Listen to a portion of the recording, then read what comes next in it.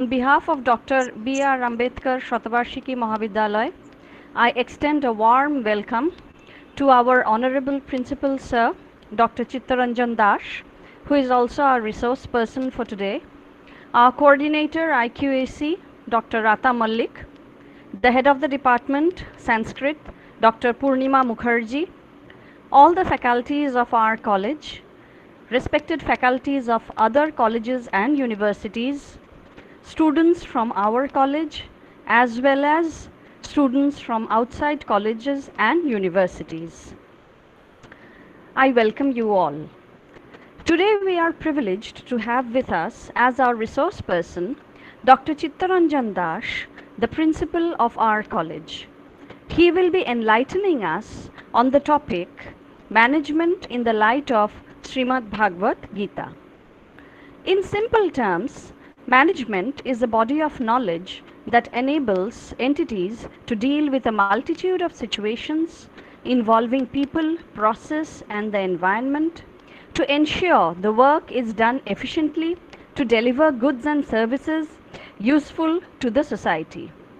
Good management must result in greater satisfaction for all stakeholders. If we carefully study the Gita, we infer that the central issue is all about doing our work, Karma Yoga, in the most efficient manner. Gita offers a framework for stimulating high levels of motivation. Otherwise, how can one explain the magic transformation that Arjun had gone through from a state of fear, mental agony, and hair-raising experience to one of waging a war against a battery of most credible and competent leaders in the society and eventually winning the war? We are indeed very privileged that our respected principal, sir, who is not only an exceptional administrator but also a very renowned academician, will be sharing his vast knowledge and expertise in this area with us and enlighten us and enrich us on this timeless topic. Now, without wasting much time, I again welcome you all to this wonderful session, and I request our respected principal, Sir Dr. Chittaranjan Dash, to kindly begin his talk. Sir. Thank you. Moumita Mondal, আপনি দয়া করে screen present করবেন না, কারণ আমি স্লাইডের মাধ্যমে আমার টকটা দেব। কারণ আপনারা কেউ স্ক্রিন প্রেজেন্ট করলে আমার অসুবিধা হবে, স্লাইড দিতে পারবো না।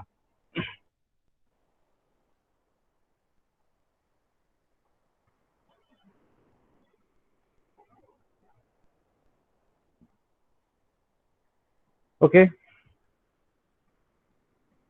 ধন্যবাদ আমাদের কলেজের vice principal madam professor Rukmina Banerjee. ধন্যবাদ জানাচ্ছি আজকের আয়োজক সংস্কৃত বিভাগকে, এবং ব্যাক এন্ডে যিনি কাজ করছেন আইকিউসি কোঅর্ডিনেটর, তাকেও ধন্যবাদ জানাচ্ছি।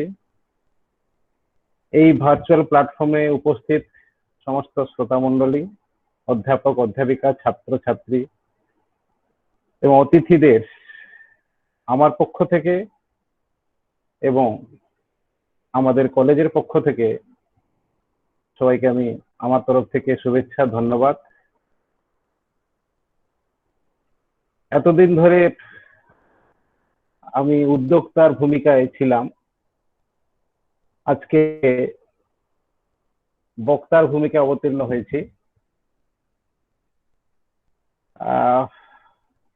সংস্কৃত বিভাগ আজকে যে ভাবে আমাকে এখানে বলবার সুযোগ করে দিয়েছে, যে আস্থা রেখেছে, আজকের বিষয়ের অর্ধেক উদ্দেশ্য এই আস্থাতেই সম্পাদিত হয়ে যাচ্ছে।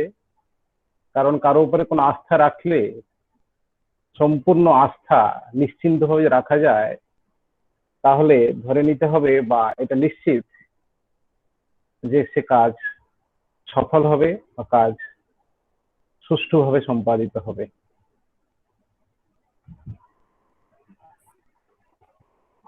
আমি ম্যানেজমেন্টের কোনো ছাত্র নই, না আমি গীতা বিশারদ, কিন্তু ম্যানেজমেন্টের একটি পদ অলঙ্কৃত করে আছি এবং সংস্কৃতের ছাত্র। সুতরাং অনুভূতি এবং শাস্ত্র জ্ঞানকে আধার করে আমি এখানে কিছু বলবার চেষ্টা করব আপনাদের এই উদ্দেশ্যটাকে বা আপনাদের যে আস্থাটাকে মর্যাদা দিতে। এখানে একটি প্রশ্ন আমাদের মধ্যে সবসময় তৈরি হয়, বা এতদিন ধরে আমরা ফিলোসফি ডিপার্টমেন্টে যে ওয়েবিনার হয়েছে বা আমরা নিজেরাও জানি দৈনন্দিন ব্যবহারে, ভগবদ্গীতা মানে চড়া আধ্যাত্মিকতা, ধর্ম, দর্শন, আধ্যাত্মিকতা, এইসব বিষয় নিয়েই ভগবদ্গীতা সমৃদ্ধ। সেখানে আবার ম্যানেজমেন্টের বিষয়টা কোথায় থেকে আসলো? কি থাকতে পারে ম্যানেজমেন্টের মধ্যে? জি হ্যাঁ, ম্যানেজমেন্ট বিষয়টা গীতার যে 18টি অধ্যায় আছে, সেখানে প্রত্যেক অধ্যায়ের শেষে যোগ শব্দটা যুক্ত করা হয়েছে, এবং যোগ শব্দের অর্থই হচ্ছে, তিনি ব্যাখ্যাই করেছেন দ্বিতীয় অধ্যায়ে, যোগ কর্মসু কৌশলম, কর্মে কৌশল, স্কিলড অ্যাকশন, স্কিলড, অর্থাৎ যে কর্মে সিদ্ধি, কর্মে কুশলতা প্রাপ্তি, এটাই হচ্ছে গীতার মূল মন্ত্র। সুতরাং যেখানে সমস্ত অধ্যায়গুলিকে এইরকম নামে নামিত করা হয়েছে, সেখানে অবশ্যই এখানে এরকম কিছু বিষয় থাকবে যেটাকে আমাদের দৈনন্দিন জীবনকে প্রভাবিত করতে পারে। আমি এখানে ধর্ম, দর্শন, আধ্যাত্মিকতা বিষয় নিয়ে একদমই কোনো আলোচনা করব না। আমি গীতার প্রেক্ষাপটে ম্যানেজমেন্ট কে নিয়ে আলোচনা করব, আমার আলোচনাটাকে সীমাবদ্ধ রাখবো। সংস্কৃত শাস্ত্র, এবার একটি প্রশ্ন হতে পারে, সংস্কৃত শাস্ত্র এমন একটি শাস্ত্র, বা সেখানে আমরা সেটাকে ভাষা হিসাবে যতটুকু জানি, শাস্ত্র হিসাবে তার ব্যাপ্তি আরো বেশি। কারণ এখানে রাষ্ট্রবিজ্ঞানের আমাদের বিভাগ অধ্যাপক অধ্যাপিকার আছেন, তাদের পড়ানো হয় কৌটিল্য অর্থশাস্ত্র। দর্শনে তো সমস্ত বিষয় সংস্কৃত থেকেই, সংস্কৃত ভাষায় রচিত, বা সংস্কৃত শাস্ত্র যতগুলো দর্শন আছে, সে জ্যোতির্বিজ্ঞান হোক, চিকিৎসা শাস্ত্র হোক, সবকিছু সংস্কৃত ভাষায় রচিত শাস্ত্র। অর্থাৎ সংস্কৃত ভাষায় ব্যুৎপত্তির চেয়ে সংস্কৃত শাস্ত্র সাধারণ মানুষের মধ্যে প্রচার প্রসার করা, এটাই আমাদের লক্ষ্য। বা এই সংস্কৃত বিষয়টা কিভাবে একটা পপুলার লেভেলে দিয়ে যাওয়া, এই ম্যানেজমেন্ট বিষয়টা হঠাৎ করে আমার এখানে যে ম্যানেজমেন্ট নিয়ে বলবো বা ম্যানেজমেন্ট নিয়ে একটা গীতা থেকে একটা কিছু তত্ত্ব পেয়ে আমি সেটা আলোচনা করব, ব্যাপার তা নয়। আপনারা দেখবেন এই গীতা, ভগবদ্গীতার বিষয়টি আমি পেয়েছিলাম আসলে 2009-10 যাদবপুর বিশ্ববিদ্যালয়ে একটি রিফ্রেশার কোর্সে গেছিলাম। সেখানে IIM ব্যাঙ্গালোর থেকে একজন অধ্যাপক এসেছিলেন, ডক্টর মাধবন। তিনি আমাদের এই ক্লুটা দিয়েছিলেন, এবং তাদের সেখানে গীতা, ভগবদ্গীতা ম্যানেজমেন্ট কোর্সে পড়ানো হয়, পাঠ্য হিসাবে রাখা হয়েছে। আরো অনেক ম্যানেজমেন্ট ইনস্টিটিউশনে গীতাকে রাখা হয়েছে।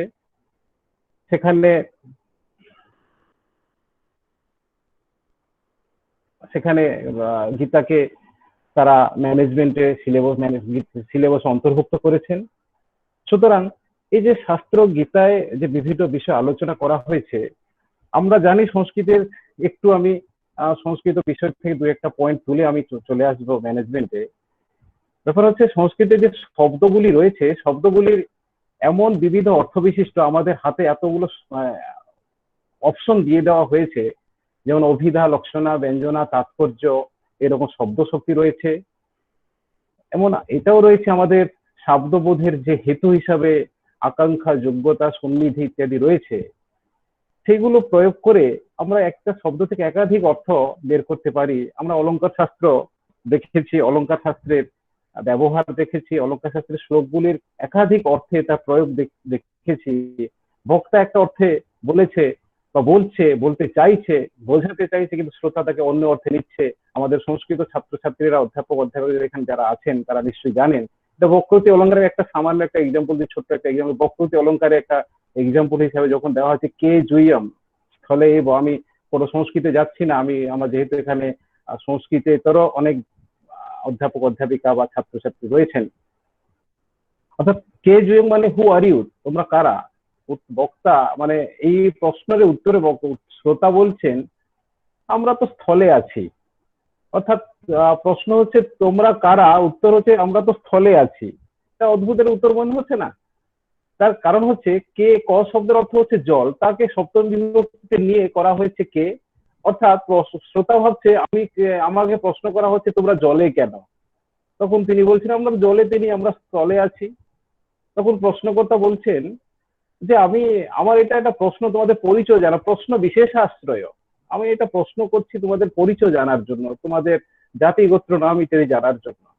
তখন শ্রোতা এই বিশেষ শব্দটাকে অন্য একটা অর্থে নিয়ে নিলেন। বি মানে বিহক, শেষ মানে হচ্ছে শেষনাগ, যেখানে বিষ্ণু যার উপর শুয়ে থাকেন পৌরাণিক বর্ণনা অনুসারে। তিনি বক্তার উদ্দেশ্যে বলছেন, কি বললেন? বিশেষ বিহক মানে গরুর, পক্ষী পাখি, এবং শেষনাগ যেখানে বিষ্ণু শুয়ে থাকেন।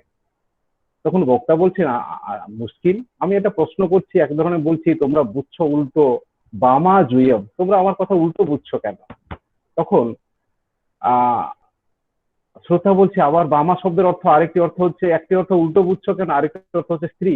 শ্রোতা বলছে অদ্ভুত ব্যক্তি আপনি, আমরা পুরুষ মানুষ, আপনার মনে এমন কামনা উদ্রেক হয়েছে, আমাদের পুরুষদেরই তুমি নারী ভাবছো।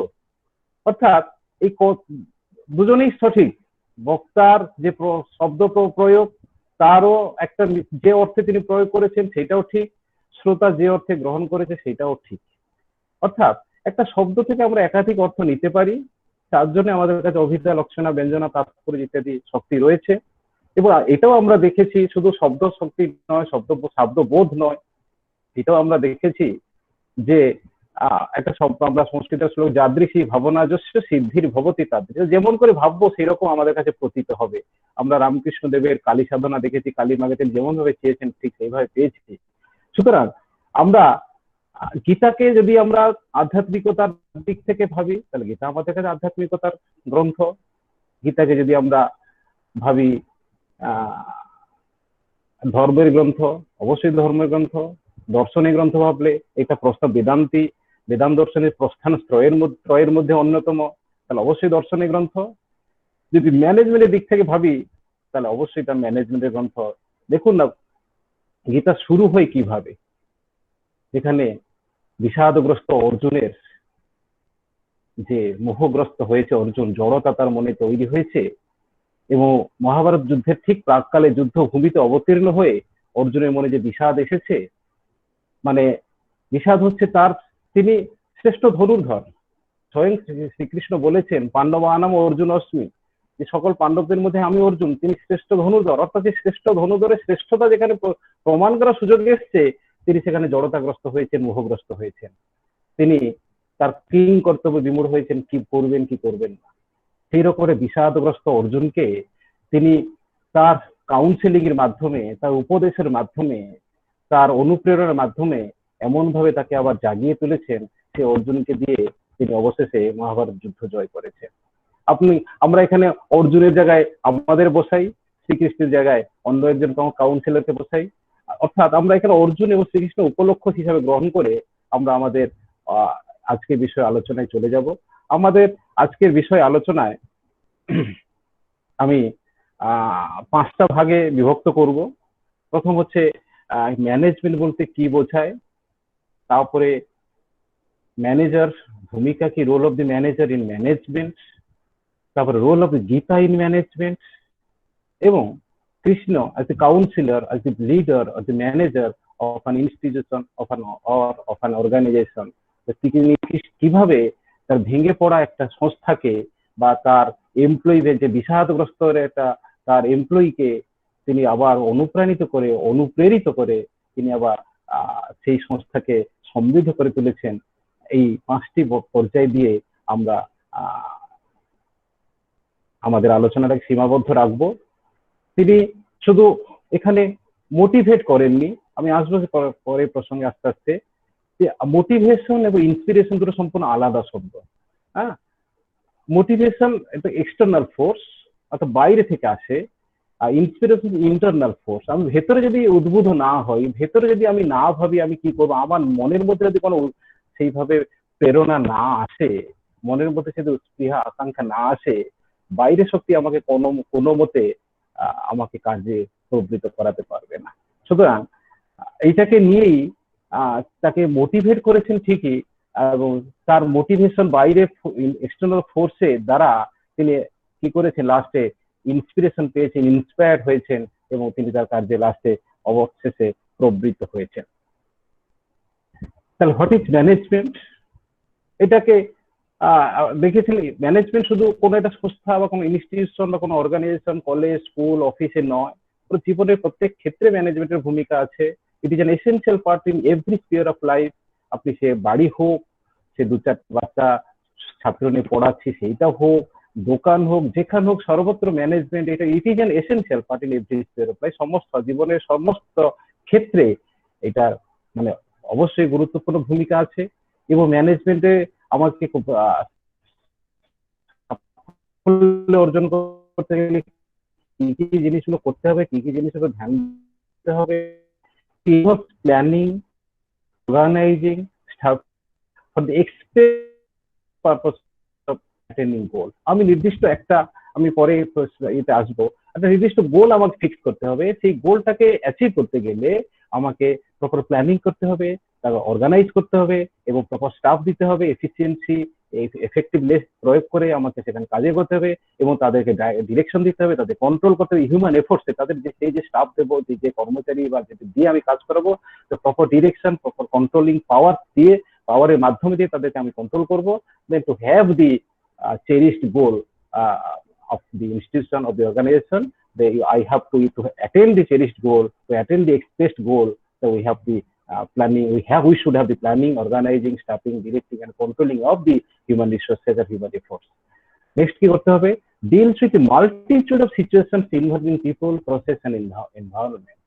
অনেকগুলো সিচুয়েশন আমাদেরকে ফেস করতে হয়, অনেকগুলোতে ম্যানেজমেন্টের একটা পার্ট, প্রসেস, পিপল এবং পরিবেশকে দিয়ে আমাদের এগোতে হবে, পরিবেশকে নিয়ে এগোতে হবে। Ensure work is done efficiently and effectively to deliver useful goods and services to the society. অর্থাৎ আমার শুধু এফেক্টিভলি নয়, এফিসিয়েন্টলি। এফেক্টিভ মানে ঠিক কাজ করা, এবং এফিসিয়েন্ট হলে ঠিকভাবে করা। অর্থাৎ আমি শুধু এফেক্টিভলি কাজ করলে চলবে না, it should be done efficiently. ঠিক কাজ করব এবং ঠিকভাবে করব, then I can deliver the cherished goods, the goods and the services which I want for the society, then there it can be delivered. Sustenance একটা ভাইটাল পার্ট। আমি করলাম, আজকে করলাম, দুদিন পরে সে কাজের কোনো অস্তিত্ব থাকলো না, না একটি লং লং রান কাজ করব, সে কাজের যাতে সাস্টেনেন্স থাকে, সাস্টেনেবল ডেভেলপমেন্ট হয় সেটা দেখতে হবে। এবং অর্গানাইজেশনের সঙ্গে সঙ্গে আমি যে পরিবেশ, যে পরিস্থিতি, যে এনভায়রনমেন্টে কাজ করছি সেখানেও যাতে তার একটা ছায়া থাকে, তার একটা প্রভাব থাকে। Good management is for greater satisfaction for all the stakeholders. এবং গুড ম্যানেজমেন্ট অলওয়েজ, এটা বাস্তব সত্য, যদি ম্যানেজমেন্ট ঠিকঠাক হয় তাহলে এখানে স্যাটিসফ্যাকশন অবশ্যই সমস্ত স্টেক হোল্ডার, সমস্ত অংশীদারদের কাছে স্যাটিসফ্যাকশন নিশ্চয়ই এটা নিয়ে আসবে। Next, my next point is the role of manager in management. এই সমস্ত কাজ করতে গেলে ম্যানেজারের কাজটা কি, ম্যানেজার কি করতে হবে? তাহলে তার প্রথম কাজ হচ্ছে should set proper vision and mission of the organization. Manager কাজ হচ্ছে এটা নির্দিষ্ট ভিশন এবং মিশন দিয়ে তাকে এগোতে হবে। তাহলে যদি প্রপার ভিশন না থাকে, মিশন না থাকে, আপনার যত কিছু রিসোর্সেস থাকুক না কেন, you can't succeed. In order to have the success, we have to set the vision and chalk out for planning and strategy to materialize the vision and accomplish the mission. এবং সেই vision mission ঠিক করে দিয়ে বসে পড়লে হবে না, আমাকে প্ল্যানিং করতে হবে, প্রপার প্ল্যানিং করতে হবে, এবং স্ট্র্যাটেজি করতে হবে, deployment of strategy, proper strategy যাতে ডেপ্লয় হয়, তার we should think about that, and to materialize the vision and accomplish the mission. যে ভিশনটা তৈরি করলাম, সেই ভিশনটাকে ম্যাটেরিয়ালাইজ করা যেতে পারে, এবং যে মিশনটাকে আমরা ঠিক করেছি মিশনটাকে পাওয়া যেতে পারে। না হলে শুধু ভিশন সেট করে কোনো লাভ হবে না। To learn and develop the art of leadership, it is a vital part. Leadership is leader should lead from the front.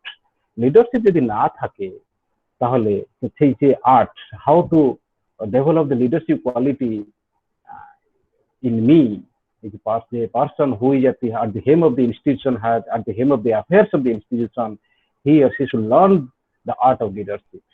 Leadership সবাই লিডার হতে পারে না, সবাই লিডারও নন। দ্য লিডারকে করতে হবে কি, যে তাকে he or she should lead from the front, এইরকম একটা কোয়ালিটি থাকা দরকার। To promote and improve the institutional excellence, যত কিছু করছি এই চতুর্থ পয়েন্টের জন্যই করছি, ইনস্টিটিউশনাল এক্সেলেন্স যাতে করা যেতে পারে। আমরা এখন এখানে যেহেতু আমরা একটা কলেজ বা একটা উচ্চশিক্ষার সঙ্গে যুক্ত, আমরা ন্যাকের কথা জানি, যে ইনস্টিটিউশনাল এক্সেলেন্স যদি আমরা অ্যাচিভ করতে না পারি, দেন কোনো স্ট্র্যাটেজি, কোনো ভিশন, কোনো মিশনে কোনো মূল্য নেই, কোনো সাফল্য পাওয়া যাবে না। তো ইমপ্রুভ ইনোভেটিভ আইডিয়াস, যে একটা নির্দিষ্ট আইডিয়া নিয়ে বসে থাকলে, যে একটা কোনো একটা স্ট্যাগনেটেড, যে একটা আইডিয়া নিচ্ছি সে আইডিয়াটা আউটডেটেড হয়ে যাচ্ছে, স্ট্যাগনেটেড হয়ে যাচ্ছে, এর অনেক ডে টু ডে, প্রত্যেক দিন প্রতি মুহূর্তে we have to go for the innovativeness. ইনোভেশনকে দিয়ে আমাদেরকে এগোতে হবে, পরিবর্তনকে নিয়ে এগোতে হবে, নতুন নতুন ক্রিয়েটিভিটি দিয়ে এগোতে হবে, তাহলে we can bring the change in the society, we can bring the change in the organization, we can have the proper planning also to have the innovation in the organization. To take effective and operative step নিতে হবে, তার সঙ্গে operative step নেওয়া দরকার। Step নিলে হবে না, that should be operative also, to mobilize not only material resources but also human resources. আমরা শুধু ওই যেটা বলে কি বলে স্থাবর সম্পত্তি বৃদ্ধি করলে হবে না, আমাকে হিউম্যান রিসোর্স, মানব সম্পদকে যাতে সঠিকভাবে মোবিলাইজ করতে পারি, যার মধ্যে যে শক্তি আছে, যার মধ্যে যে প্রতিভা আছে, সেই প্রতিভাটাকে কাজে লাগাতে হবে। কারোর মধ্যে কোন একটা সামান্য প্রতিভা থাকতে পারে, সেই প্রতিভা হয়তো সঠিক সুযোগ পাচ্ছে না সেই প্রতিভাটা বিকশিত হতে, তার সেই প্রতিভাটাকে বিকশিত করার দায়িত্ব হচ্ছে কিন্তু বাস্তবে লিডারের। বাস্তবে যিনি হেড, যিনি ম্যানেজার, যিনি লিডার, যিনি সিইও, চিফ এক্সিকিউটিভ অফিসার, যিনি থাকবেন at the helm of the affairs, তার দায়িত্ব হচ্ছে যার মধ্যে যে প্রতিভা, সেই প্রতিভাটাকে ফাইন্ড আউট করা অ্যান্ড লেট ইট ফ্লোরিশ, এবং সেই প্রতিভাটাকে বিকশিত করা। এবং সব থেকে বড় কথা হচ্ছে অলওয়েজ এনকারেজ টিম ওয়ার্ক, কারণ মানে একা কোনো কাজ করা সম্ভব নয়। উই শুড ওয়ার্ক ইন ইউনিশন, সংঘবদ্ধভাবে কাজ করতে হবে, টিম ওয়ার্ককে এনকারেজ করতে হবে, টিম ওয়ার্ককে এগিয়ে নিয়ে যেতে হবে। কারণ আমরা একটা সংস্কৃতি, আমাদের অধ্যাপক অধ্যাপিকা ছাত্র জানেন, সংঘে শক্তি কলৌ যুগে, অর্থাৎ তো সংঘ মানে যদি সংঘবদ্ধ জীবনযাপন করি, আমরা যদি টিম ওয়ার্ক ভাবে থাকি, তাহলে আমাদের সাফল্য অবশ্যই আসবে। তাহলে অলওয়েজ এনকারেজ টিম ওয়ার্ক। শুধু বিচ্যুত হয়ে ফুলের বৃন্ত থেকে, ফলের বৃন্ত থেকে ফুল ফল যদি ঝরে পড়ে, সেই ফুল ফলে কোনো মর্যাদা থাকে না। এরকম প্রচুর গল্প আমরা ফেসবুক বা ইত্যাদি সোশ্যাল মিডিয়াতে পেয়ে থাকি। টিম ওয়ার্কটা অবশ্যই কোনো একটি প্রতিষ্ঠানের ক্ষেত্রে খুব vital. Delegation, motivation and communication, কাকে কোনো দায়িত্ব দেওয়া হবে, সেই দায়িত্বটা তাকে সঠিক দায়িত্ব, যে যে কাজের জন্য যোগ্য তাকে সে কাজ দেওয়া দরকার, তাকে মোটিভেট করা দরকার, এবং টাইম টু টাইম তার সঙ্গে কমিউনিকেট করা দরকার, তাকে বোঝানো দরকার, এবং তাকে তার সঙ্গে কমিউনিকেট করে তার কোথায় কোনো উইকনেস থাকছে, তার কোথায় নেগেটিভিটি থাকছে, তার কোথায় পজিটিভিটি থাকছে, সেগুলো নিয়ে সবসময় তার সঙ্গে আলোচনা করা। should go for the periodical review of the performance of the staff and take corrective steps if needed. Periodical review, time to time review করা দরকার স্টাফদের পারফরমেন্স নিয়ে, যে কেমন, যাকে যা দায়িত্ব দেওয়া হয়েছে, যে উপরে যে ডেলিগেশন করা হয়েছে, delegation of power, delegation of activities, delegation of duties, সেটা সঠিকভাবে হচ্ছে কিনা সে রিভিউ করা, এবং যদি কোথায় কোনো সমস্যা থাকে তার জন্য উপযুক্ত স্টেপ নেওয়া, যদি দরকার হয় যে উপযুক্ত স্টেপ নিয়ে সেইভাবে তাকে এগিয়ে নিয়ে যাওয়া। This is the duty of a manager in the management. এই ক্ষেত্রে আমরা এবার আসি আমাদের আসল ব্যাপার, গীতা এখানে কি করে। আমরা আমি বললাম যে গীতা যে শুরু হয়েছে অর্জুনের বিষাদ যোগ থেকে, যে অর্জুন শ্রেষ্ঠ ধনুর্ধর পদবাচ্য বা শ্রেষ্ঠ ধনুর্ধর আখ্যায়িত, সেই অর্জুন যুদ্ধের প্রাককালে ভেঙে পড়েছে, জড়তাগ্রস্ত হয়েছে, ইনার্সিয়া কাজ করেছে, তার মধ্যে মোহগ্রস্ত হয়েছে, কিংকর্তব্য বিমূঢ় হয়েছে। অর্থাৎ এটা এক্সট্রিম সিচুয়েশন। তাহলে গীতা আমাদের কি করে, সেখানে Sri Krishna as the counsellor, the leader, তিনি কি করেছেন? It gives us ability to handle the extreme situation in our life. ওই রকম যুদ্ধের মতো একটা যুদ্ধ, ডু অর ডাই যুদ্ধে তাকে যেভাবে উপদেশ দিয়েছেন যে তুমি যদি এখানে যুদ্ধে জয়লাভ করো তাহলে তুমি রাজ্য লাভ করবে, আর যদি মৃত্যুবরণ করো তাহলে স্বর্গ লাভ করবে। এর দুটো বাইরে তৃতীয় পন্থা বিদ্যন্তে নাই নাই ও নাই হ, এর বাইরে কোন তৃতীয় পন্থা নেই। অর্থাৎ তাকে এমন ভাবে তিনি মোটিভেট করেছেন, এমন ভাবে তিনি ইন্সপায়ার করেছেন যে তিনি তারপরে কোনো বাধ্য নয় এবং তার কর্তব্য ভেবে তিনি যুদ্ধ করেছেন। If we face trauma in life and still be able to come out of it with the help of Gita, সেটাই বারবার আমরা দেখেছি যে গীতা আমাদের জীবনে কতটা তার মূল্য রেখেছে বা কতটা তার স্থান রেখেছে। আমরা জীবনে অনেক সময় বিভিন্ন রকম সমস্যার সম্মুখীন হই, সমস্যায় পতিত হই, কিন্তু গীতার যে উপদেশগুলো আছে, যে 18টি অধ্যায় আছে, 18টিতে যে বিভিন্ন রকম সাংখ্য, কর্ম ইত্যাদি দিয়ে যে বিভিন্ন আলোচনা করা হয়েছে, সেই আলোচনা থেকে যেগুলো আমি আসবো, আমার কিছু কিছু বর্ণনা আছে এখানে, যতটা সম্ভব চেষ্টা করবো সেগুলো আপনাদের সামনে এখানে তুলে ধরতে। সেগুলো আমাদের সাহায্য করবে ওই ট্রমা থেকে ওই বেরিয়ে আসতে, ওই সমস্যা থেকে বেরিয়ে আসতে। It develops our inner strength and mental courage. আমাদের যে অন্তর্নিহিত শক্তি, সে শক্তি বৃদ্ধিতে সাহায্য করে এবং মানসিক যে শক্তি সেটা বৃদ্ধিতেও সাহায্য করে। It evolves our mental state to the highest level of existence. এমন একটা শিখরে আমাদের মাইন্ড বা আমাদের মেন্টাল স্টেটকে নিয়ে যায়, তখন শুধু আনন্দ ছাড়া বা যে সচ্চিদানন্দ শব্দটা আমরা বেদান্তে প্রয়োগ করি, সেই আনন্দ ছাড়া দ্বিতীয় কোনো পন্থা থাকে না। এবার আমরা আসি একটা শ্রীকৃষ্ণ, এখান থেকে শ্রীকৃষ্ণ যা বলেছেন শ্রীকৃষ্ণকে সরিয়ে দিন। এখানে আমরা আমাদের বসাই যে আপনি যদি এমপ্লয়ি হই এমপ্লয়ি হিসাবে আমাকে বসাই, আমি যদি ম্যানেজার হই ম্যানেজার হিসেবে বসাই, আমি যদি লিডার হই লিডার হিসেবে, অর্থাৎ আমি শুধু এই গীতার জায়গায় শ্রীকৃষ্ণ অর্জুনে বললাম, শ্রীকৃষ্ণ অর্জুন উপলক্ষ মাত্র, তাদেরকে সরিয়ে দিয়ে তাদের জায়গায় আমাদেরকে আমরা উপস্থাপন করি। এবার তারপরে গীতাটাকে বুঝতে চেষ্টা করি, দেখা যাবে যে কি উপদেশ সেখান থেকে আমরা পাচ্ছি আমাদের দৈনন্দিন জীবনের জন্য। ঠিক প্রথম কাজ হচ্ছে, আমি যখন কোনো প্রতিষ্ঠান বা কোনো ইনস্টিটিউশন, কোনো অর্গানাইজেশন, কোনো ম্যানেজমেন্ট সংস্থাকে যখন আমি দায়িত্ব নেব, whether as an employee or as the manager or as the leader or as CEO, আমার প্রথম কাজ হচ্ছে stick on a goal। অর্থাৎ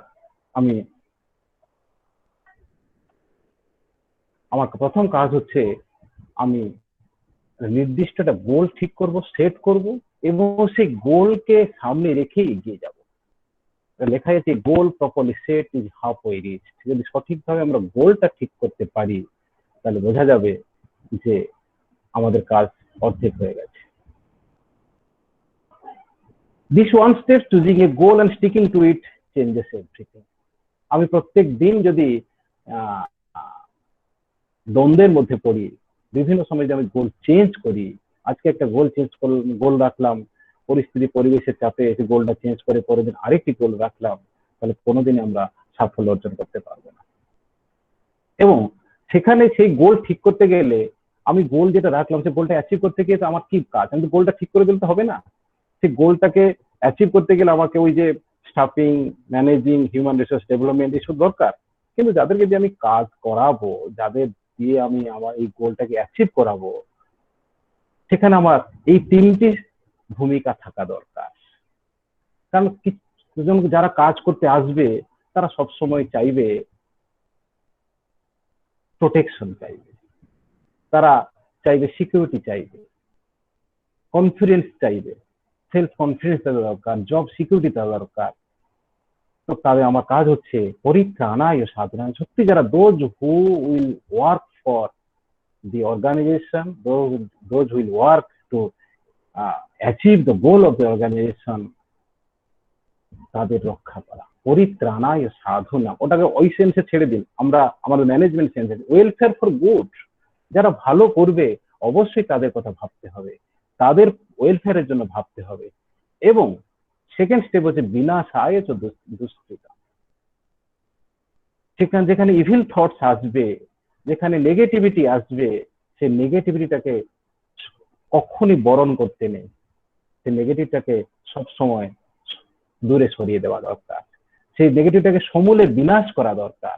দেন we can move forward, we can move forward to achieve the goal which we have set. Next হচ্ছে ধর্ম সংস্থাপন। ধর্ম শব্দ ছেড়ে দিন, ধর্ম মানে তো অনেক রকম অর্থ আছে, এখানে কর্তব্য, ধর্মকে কর্তব্য হিসাবে নিই, আমাদের প্রতিষ্ঠানের ভালো হিসাবে নিই। To establish and strengthen religion principle virtues and goodness in the society or in the organisation. অর্থাৎ যেটি ভালো, সেই ভালোটাকে আমরা শুধু রক্ষা করলাম, আমাদের ভালো যারা কাজ করবে ভালো এমপ্লয়ীদের রক্ষা করলাম, খারাপ বা পজিটিভ থটকে রক্ষা করলাম, নেগেটিভ থটকে সরিয়ে দিলাম, এটু দিতে হবে না। আমাকে তো স্থাপন করতে হবে, কিছু একটা ওখানে এস্টাবলিশ করতে হবে। What to establish? To establish and strengthen religion, that is good, principles, virtues and goodness in the society. এগুলোকে আমাকে স্থাপন করতে হবে, এগুলোকে ইনকালকেট করতে হবে, এগুলোকে কালটিভেট করতে হবে for the sake of the institution, for the sake of the organisation. Next হচ্ছে মোটিভেশনাল স্কিল। মোটিভেশনাল স্কিল, আমি যখন কোনো কাজ করব, কাজ করতে করতে কাজ করাবো, ডেলিগেট করব কোনো অ্যাক্টিভিটিস, কোনো পাওয়ার, এবং কাজ করতে করতে করাতে করাতে হয়তো অনেকের এটা মনে বিভিন্ন রকম সমস্যা আসতে পারে, মনে প্রাপ্তি অপ্রাপ্তি, দুঃখ সুখ, লাভ ক্ষতি, এর বিভিন্ন রকম প্রশ্ন আসতে পারে। কিন্তু গীতার কথা হচ্ছে সুখে দুঃখে সমকৃত্ব লাভালাভ জয়া জয় তত যুদ্ধায় যুজস্ব নৈবং পাপম ওয়াপস্যতি। অর্থাৎ কর্তব্য ভেবে কাজ করব আমি। পরের কথায় পরের শ্লোকে সেটা আসছে যে আমি disappointment in loss and complacency in profit must be avoided. কারণ আমার কথা হচ্ছে আমি কাজ করব, কাজ করার দায়িত্ব আমাকে দেওয়া হয়েছে। কর্ম নেব অধিকার অস্তে মা ফলেষু কদাচন, কাজ করার অধিকার আমাকে দেওয়া হয়েছে, কাজ করব। আমি যখন at the end of the day আমি ঘুমাতে যাবো, আর the end of the life আমি যখন ভগবানের কাছে প্রার্থনা করছি আমি কি কি করেছি, তখন এইটুকু বলতে পারবো যে আপনি আমাকে যা দিয়েছিলেন ভগবান, আমি সবকিছু দিয়েই চেষ্টা করেছি আমার কর্তব্য সম্পাদন করতে। Now it's up to you to decide whether it is wrong or right, whether it is bad or good. আমার ফলে আমার কোনো অধিকার নেই, ফলকে আমি কোনো মতে ইনফ্লুয়েন্স করতে পারবো না, ফলকে কোনো মতে আমি আমার বশীভূত করতে পারবো না। আমার অধিকার যেটা আছে, আমি যেটা পারবো, আমি যেটা আমার 100% দিয়ে করতে পারবো, সেটা হচ্ছে আমার কর্ম। Duty ultimately earns result, thus without influencing the result concentrate on your action or duty only. কি কোন ফলের কথা আমি কাজ করতে যাচ্ছি, আমি যদি কাজ করার আগে ভাবি যদি কাজে সাফল্য লাভ না করি, যদি কাজের মধ্যে আমি কিছু প্রতিষ্ঠানের জন্য কোনো কিছু নিয়ে আসতে পারি, তাহলে কি হবে? এইটা ভেবে যদি আমি কাজ শুরু করি তাহলে কোনোদিন আমি সাকসেস পাবো না। আমাকে কাজটা দেওয়া হয়েছে, I will do my level best, what is given to me I will do everything as per my level, as per my capacity. আমার যে ক্যাপাসিটি দেওয়া হচ্ছে, আমার যে অ্যাবিলিটি আছে, আমি সেই অ্যাবিলিটি ও ক্যাপাসিটি দিয়েই আমি সমস্ত কাজ করব। আমি I will not leave a single room, অর্থাৎ আমি একটা সামান্য কোনো সুযোগ দেব না যে আমি ছিল আমার মধ্যে সামর্থ্য আমি করলাম না, এই আফসোস যাতে আমার মধ্যে কোনোদিন না আসে, সেইভাবে আমি কাজ করব। This is the main purpose of this verse of this শ্লোক, যে আমি কাজ করব, আমার সর্বশক্তি দিয়ে কাজ করব। ফল তাই তো লেখা আছে, যদি আমি কাজ সঠিকভাবে সততার সঙ্গে অনেস্টির সঙ্গে কাজ করি এবং সমস্ত সামর্থ্য দিয়ে কাজ করি, ultimately will have the result. এখানে একটু আমি অ্যানিমেশন দিয়েছি, goat success after failure and আমাদের কিন্তু piece begins with a smile. অর্থাৎ আমাদের যে কোনো কাজ করব, যা কিছু করব, we should start with a smile, it will bring us piece, it will give us piece.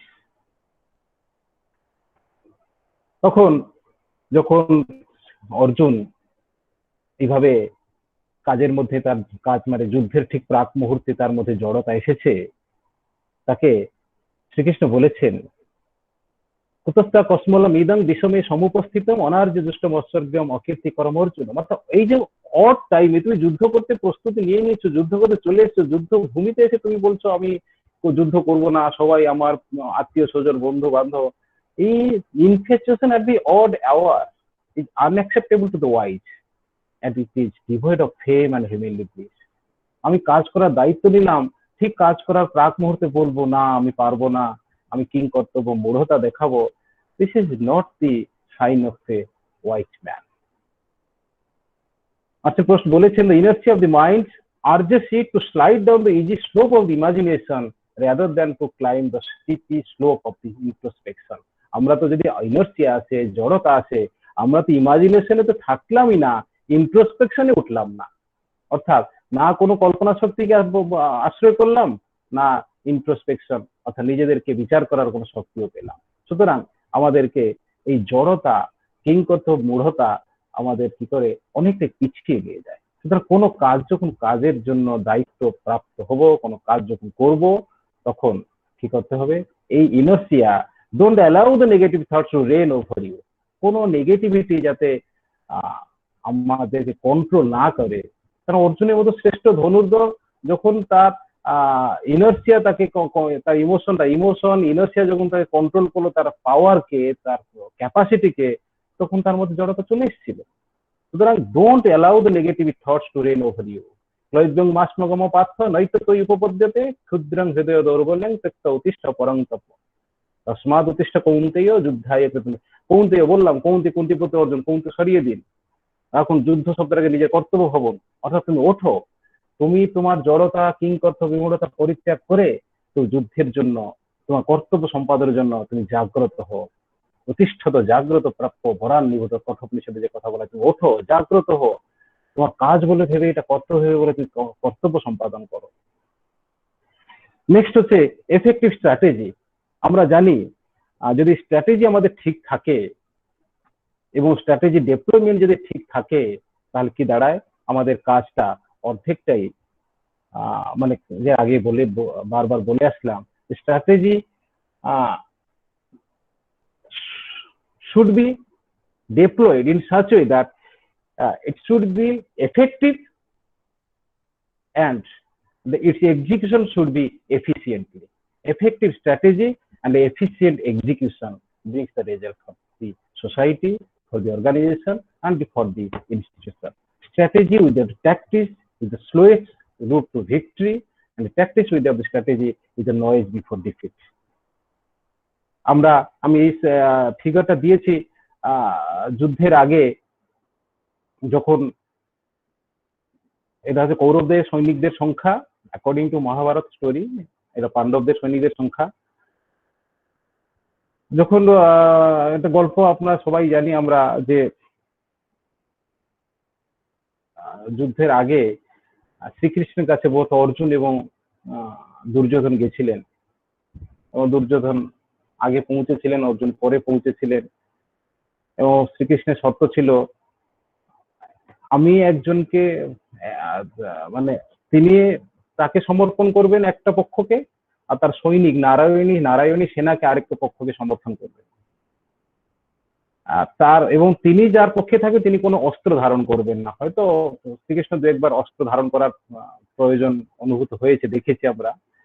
তিনি কোনো অস্ত্র ধারণ করবেন না, শুধু থাকবেন, তার সঙ্গে থাকবেন, তার পক্ষ নিয়ে থাকবেন। আর নারায়ণী সেনা যার পক্ষে থাকে তারা যেমন যুদ্ধের নীতি অনুসারে তার যুদ্ধ করবে। প্রথমে সে দুর্যোধনকে সে অফারটা দিয়েছেন। দুর্যোধন কি বলেছে, যে লোকটি অস্ত্র ধারণ করবে না সেই লোকটা নিয়ে আমি কি করব।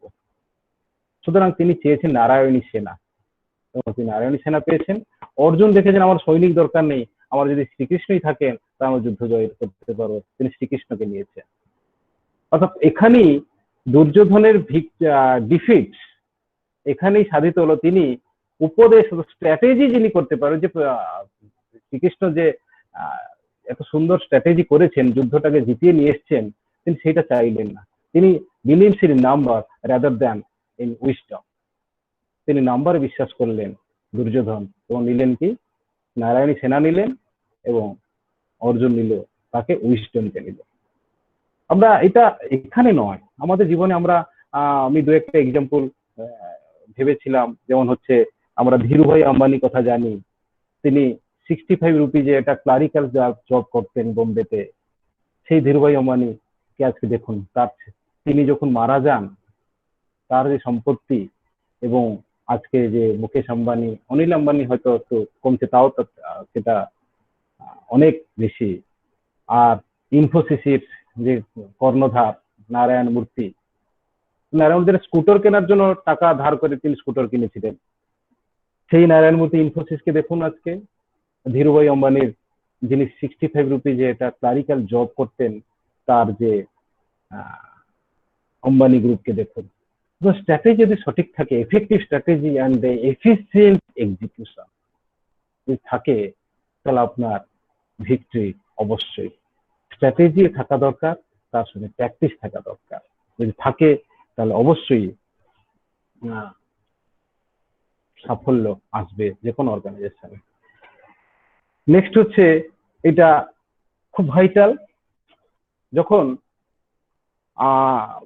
আমরা কোনো একটা প্রতিষ্ঠানে হোক, যেখানে হোক, নিজেকে লিডার বলে আমরা প্রতিপাদন করি, দাবি করি, সেখানে আমাদের এইটাই স্লোগান থাকা দরকার। এটাকে ছেড়ে দিন, আপনি ওই গীতা পার্সপেক্টিভে ছেড়ে দিন। আমাদের দৈনন্দিন জীবনে আজকে যে রাজনীতি থেকে শুরু করে যে সমস্ত ব্যবস্থা আমাদের মধ্যে, আমাদের সমাজে উপলব্ধ, ভাবুন সেখানে। আচ্ছা, আমি ঠিক শুনতে পাচ্ছেন আমাকে ঠিকঠাক? হ্যালো? Yes, sir. শোনা যাচ্ছে। ঠিক আছে, থ্যাংক ইউ। তিনি বলেছেন সর্বধর্মান পরিত্যাজ্য মামেকং শরণং ব্রজ, অর্থাৎ নেতার এইটাই থাকে, তুমি সবকিছু ত্যাগ করে আমাকে আশ্রয় করো। অহংতং সর্বপাপেভ্যো মোক্ষয়িষ্যামি মা শুচ। Take it in positive sense, don't take it in negative. তুমি যা খুন খারাপি করো আমি দায়িত্ব নেবো, এটা don't take it in that way. অর্থাৎ এটা হচ্ছে sense of job security and safety. আমি যে আমার এমপ্লয়িকে, আমি আমার যে লিডারকে আমি দায়িত্ব দিলাম, তার সমস্ত দায়িত্ব আমি নেব। তাকে যেমন আমি আমার প্রতিষ্ঠানের দায়িত্ব আমার হয়ে কাজ করতে দিয়েছি, তার জব দায়িত্ব, তার জব সিকিউরিটি দায়িত্ব, তার সেফটি দায়িত্ব আমার। তুমি সবকিছু করো, আমি আছি, আমি তোমাকে সবকিছু থেকে বাঁচাবো। তুমি যে যে স্টেপস নেবে for the welfare of the institution, for the welfare of the organisation, for the welfare of this body, তুমি যা যা স্টেপ নেবে, whether it is harsh, bold, lenient, whatever may be, আমি আছি তোমার সঙ্গে। My full support is with you। তাহলে এবং সেই ব্যক্তিকে বা সেই এমপ্লয়ির মধ্যে এইটা ঢোকাতে পারেন, ঢোকাতে পারি আমি, যে performance only on the advice, instruction, strategy of the leader manager will not held the staff accountable for the loss if any. তাকে এইটাই আমি বলতে পারি, তুমি যা করবে দায়িত্ব, ভুল হলে আমার, ঠিক হলে আমার, তুমি শুধু কাজ করো for the sake of the institution. দেখবেন আপনার কাজটা, আপনাকে সে লিডার হিসেবে মানতে বাধ্য হবে, কারণ সে জানে তার পেছনে আপনি আছেন।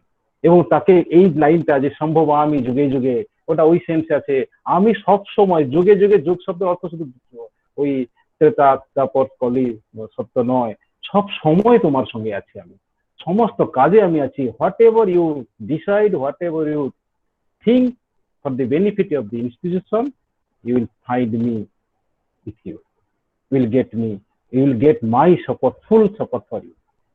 এই সেন্স অফ কনফিডেন্স আর সিকিউরিটি তার মধ্যে আমরা ইনজেক্ট করতে পারি, ইনস্টিল করতে পারি, তাহলে অফকোর্স সেও এগিয়ে আসবে কাজের জন্য। কারণ সে আপনার জন্য, যদি আপনি তার জন্য এত কিছু করতে পারেন, সে কেন আপনার জন্য, আপনি তো নিজের জন্য করছেন না, আপনি তাকে বলছেন না তো আমার জন্য করো, আপনি করছেন প্রতিষ্ঠানের জন্য। যেই প্রতিষ্ঠানে আপনি ম্যানেজার বা লিডার বা চিফ এক্সিকিউটিভ অফিসার বা what ever may be, principal, vice chancellor, headmaster, what ever may be, তাকে যদি আপনি এই সেন্সটা দিতে পারেন, এই কনফিডেন্সটা দিতে পারেন, এই সিকিউরিটিটা দিতে পারেন, of course he and she will do for the benefit of the institution at his her level best. এই লিডারশিপ কোয়ালিটিটা থাকা দরকার। তাকে বলতে তুমি সবকিছু ছাড়ো, আমি আছি তো, করো, I don't take it negative sense, আমি আছি কাজ করো।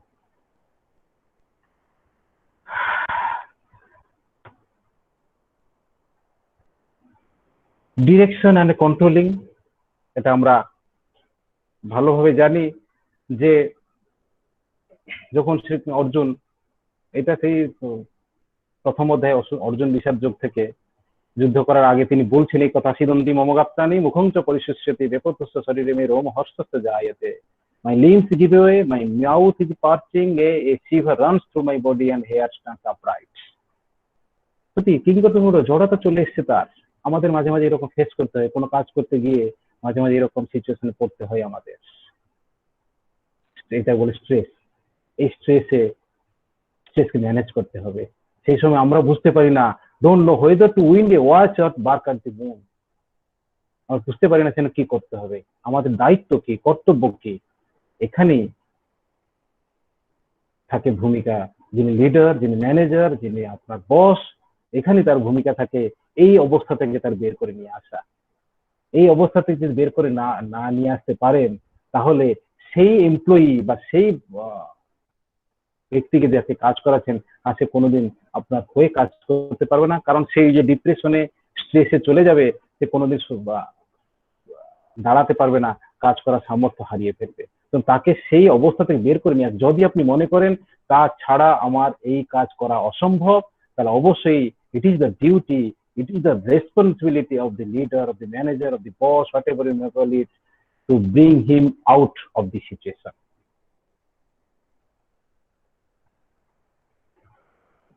চলছে কন্টিনিউ স্ট্রেস ম্যানেজমেন্ট, তার মধ্যে বলা হয়েছে তখন তিনি বলেছেন, শ্রীকৃষ্ণ তার উত্তর দিয়েছেন, মাত্রা স্পর্শাস্ত কৌন্তেয় শীতোষ্ণ সুখ দুঃখদা আগামা পাইনো নিত্যম তাম তিতিক্ষস্য ভারত। ও কৌন্তেয়, the contacts between senses and their objects which give rise to the feelings of heat and cold, pleasure and pain, it is transitory and fleeting, therefore Arjun ignore them.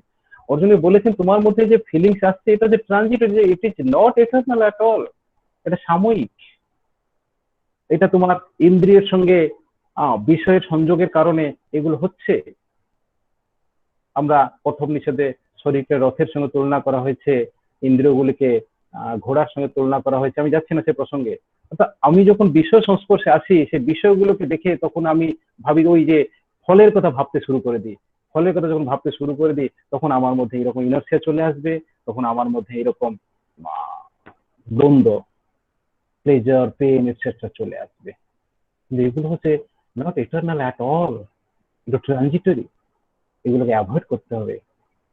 তিনি তাকে উপদেশ দিয়েছেন, জং হি ন ব্যথন্তে এতে পুরুষর সহ সমদুঃখ সুখং ধীর সমৃত ত্বয় কল্পতে, যে এর বাইরে, এর ঊর্ধ্বে উঠবে, যে এর মধ্যে নিজেকে কখনো ফেলবে না, পতিত করবে না, সেই অমৃত। অমৃত শব্দের অর্থ, অমৃত কেউ আমরা দেখিনি, খাইনি, কিন্তু সবাই বলে অমৃতের মতো স্বাদ। অথচ অমৃত মানে সেই যে যা মানে সবকিছুর ঊর্ধ্বে, যা চির আনন্দ, চির শান্তি, যেখানে বিরাজ করে সমস্ত সুখের আধার, সেখানে আমরা উপনীত হতে পারবো। The wise man to whom pain and pleasure are alike and who is not tormented by these contacts reaches his ultimate goal. অবশ্যই তার গোলে সে উপনীত হবে, যদি সেইগুলো দ্বারা কোনোভাবে বশীভূত না হয়। এরপরে আমার যে লাস্ট বিষয়টি আমি নিয়ে আলোচনা করব, সেটা হচ্ছে modern management. What the modern management demands and how can we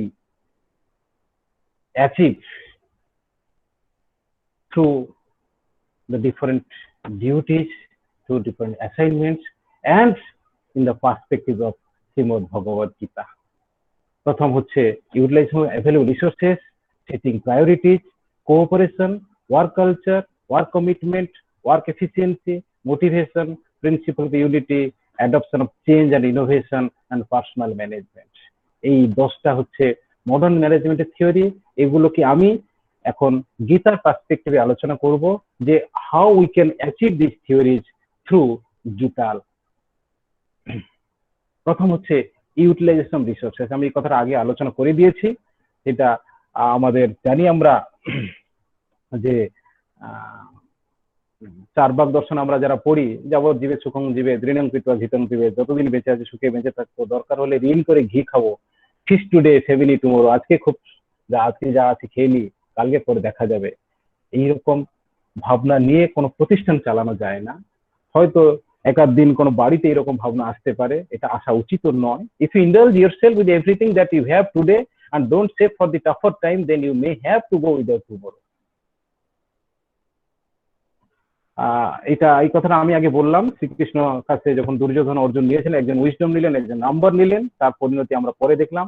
এখানে একটা আমাদের রিসোর্স ইউটিলাইজেশন করা হচ্ছে অপটিমাম ইউটিলাইজেশন অ্যাভেলেবল রিসোর্সেস, অর্থাৎ যে রিসোর্স আমাদের কাছে আছে তার অপটিমাম ইউটিলাইজ করা দরকার। আমি একটা ইলাস্ট্রেশন দিচ্ছি।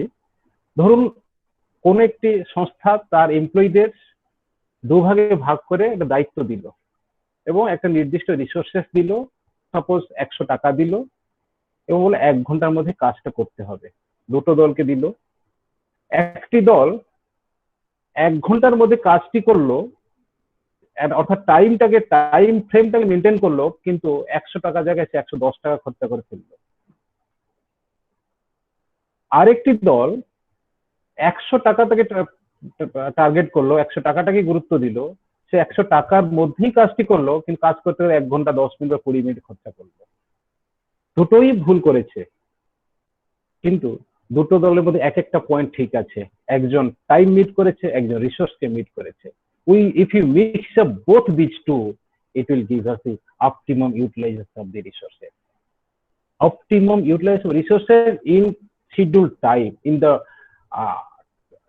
designated time frame. যে টাইম ফ্রেম আমাকে দেওয়া হয়েছে সেই টাইম ফ্রেমের মধ্যে আমাকে কাজ করতে হবে। আমি কাজ করতে আমাকে দেওয়া হলো রিসোর্সে বাঁচানোর জন্য আমি প্রচুর সময় নিয়ে নিই, আবার প্রচুর সময়টাকে কাটানোর জন্য প্রচুর রিসোর্স খরচা করি। দুটোই আনঅ্যাকসেপ্টেবল। দুটোকে নিয়ে কাজ করতে হবে, অর্থাৎ আমাকে রিসোর্সটাকে অপটিমাম লেভেলে ইউজ করতে হবে, ইউটিলাইজ করতে হবে এবং with the schedule time frame, ওই টাইম ফ্রেমের মধ্যে করতে হবে। দেন the management, but then the institution will be benefited by this action, otherwise not. Setting priority. একটা কথা প্রথমে লেখা আছে, in order to say yes to your priorities, you have to be willing to say no to something else. অর্থাৎ আমার কাছে অনেকগুলো বিষয় যখন চলে আসবে, আমাকে ঠিক করতে পারবো না কোনটা আমার what should be my priority, এটা আমাকে আগে ঠিক করতে হবে। আমি যখন কোনো একটা প্রায়োরিটি ঠিক করব, তাহলে I should be ready to say no other things. If I go on accepting all and everything, then I can't set the priority, I can't achieve success for the institution. An efficient manager should set his priority first and plan accordingly to reach the goal. The question of Arjun to Lord Krishna helped him to move in this direction. তার মধ্যে অনেক কিছু প্রশ্ন তৈরি হয়েছে। আমি বললাম কৃষ্ণ অর্জুনকে সরিয়ে দিয়ে আমরা নিজেদের মধ্যে ভাবি যে আমি যখন চেয়ারে বসবো, আমি যখন কোনো as a leader, as a boss, as a head of the ইনস্টিটিউশনে কাজ করব, তখন আমার মনে অনেক প্রশ্ন তৈরি হবে যে কেন আমি এইটাকে প্রায়োরিটি, আমার মধ্যে তো অনেক কিছু ইচ্ছা অনিচ্ছা থাকবে, তা কোনটাকে কন্ট্রোল করব? Impel by what does the man commit sin even involuntarily as though driven by force? সে ইচ্ছাকৃত হোক অনিচ্ছাকৃত হোক, কার দ্বারা অনুপ্রাণিত হয়ে, কার দ্বারা প্রেরিত হয়ে মানুষের কাজটি করে, সিন পাপ। মানে তো প্রায়োরিটি ঠিক করতে না পারা মানেই তো হচ্ছে পাপ করা। কারণ আমাকে যখন দায়িত্ব দেওয়া হচ্ছে, আমাকে যখন ওই একটা প্রতিষ্ঠানের ইনস্টিটিউশনে চেয়ারে বসানো হচ্ছে, আমার কাজ হচ্ছে সেখানে প্রায়োরিটি ঠিক করে আমার অন্য প্রায়োরিটিগুলোকে সেকেন্ডারি লেভেলে নিয়ে আসা। কিন্তু না নিয়ে যদি আমি কোনো প্রায়োরিটি ঠিক করতে পারি না, আমি কোনটা প্রাইমারি কোনটা সেকেন্ডারি ঠিক করতে পারি না, তাহলে I am doing injustice to my chair, to my duty, and this the next to sin, next to পাপ। সুতরাং আমাকে প্রায়োরিটি ঠিক করতে হবে। নেক্সট তিনি অর্জুন এই প্রশ্নে বলেছেন যে প্রায়োরিটি ঠিক করতে গেলে তোমাকে প্রথমে কি কাজ করতে হবে? The mind is restless and difficult to curb, but it can be brought under control by repeated practice and meditation and by the exercise of dispassion. তোমাকে আগে এই পর্যায়ে নিয়ে যেতে হবে, মেডিটেশন এন্ড ডিসপ্যাশন। এই দুটোকে তুমি যতক্ষণ পর্যন্ত, মেডিটেশন মানে নয় যে যোগ সাধনা, আমি বলছি ধর্ম দর্শন বাইরে এসে আমাদের মেডিটেশন মানে আমার লক্ষ্য থাকা দরকার, কোনটা আমি প্রতিষ্ঠানের জন্য, ইনস্টিটিউশনের কোনটা ঠিক করতে চাইছি সেটা আমার লক্ষ্য থাকা দরকার। এবং সেই লক্ষ্যে পৌঁছানোর জন্য আমার কি করতে হবে, বৈরাগ্য মানে ডিসপ্যাশন, নন অ্যাটাচমেন্ট। আমি অন্য অ্যাটাচমেন্ট দেখাবো না, আমার এইটাই লক্ষ্য, this is my goal, this is my priority, so I should move in that direction. আমি অন্য বস্তুর প্রতি অ্যাটাচমেন্ট দেখাবো না, ঠিক আছে, let it finish first, let it do first, then other things will be discussed. এটা করতে হবে, তাহলে আমি আমার প্রায়োরিটিকে সেট করব এবং তাকে অ্যাচিভও করতে পারবো। এবং কেন হয় আমাদের এইরকম বিষয়গুলো, কেন আসে, প্রায়োরিটি ঠিক করতে পারি না কেন, খুব সুন্দরভাবে দ্বিতীয় অধ্যায়টা বলা হয়েছে। ধ্যায়ত বিষয়ানুপুংস সঙ্গতে উপজায়তে, আমাদের যারা সংস্কৃত ইতর মানে সংস্কৃত যা নয়, যে এখানে অতিথিরা অধ্যাপক অধ্যাপক রয়েছেন, নিচে তার বাংলা ইংরেজিতে আছে, তার মানেটা বলে দিচ্ছি। ধ্যায়ত বিষয়ানুপুংস সঙ্গ, কোনো বস্তু সংস্পর্শে বারবার ভাবতে গেলে সেই বস্তুর প্রতি আমাদের অ্যাটাচমেন্ট তৈরি হয়। আপনি দেখুন কোনো বস্তু একবার দেখেছেন, ভুলে গেছেন, কোনো অ্যাটাচমেন্ট, সেই বস্তু নিয়ে বারবার যখন ভাববেন, সেই বস্তু সংস্পর্শে বারবার আসবেন, বস্তুকে নিয়ে সবসময় আমাদের চিন্তা চেতনা করবেন, তারপরে আস্তে আস্তে অ্যাটাচমেন্ট তৈরি হবে। এবং সেই অ্যাটাচমেন্ট থেকে কামনা তৈরি হয়, সংঘাত সঞ্জায়তে কামহ, কামাত ক্রোধ বিজায়, এবং সেই কামনা থেকে ক্রোধ, সেই কামনা যখন পূর্ণ হবে তো আনন্দ হবে, পূর্ণ না হলে ক্রোধ তৈরি হবে। ক্রোধাৎ ভবতি সময়, সে ক্রোধ থেকে মোহগ্রস্ত হবে, সমূহ তৈরি হবে। সমূহাৎ স্মৃতি বিভ্রম, স্মৃতি ভংসাৎ বুদ্ধি নাশ, স্মৃতি ধ্বংস হলে বুদ্ধি নাশ হয়, বুদ্ধি নাশে প্রণাশের মৃত্যু নয়, সেই বিনাশ।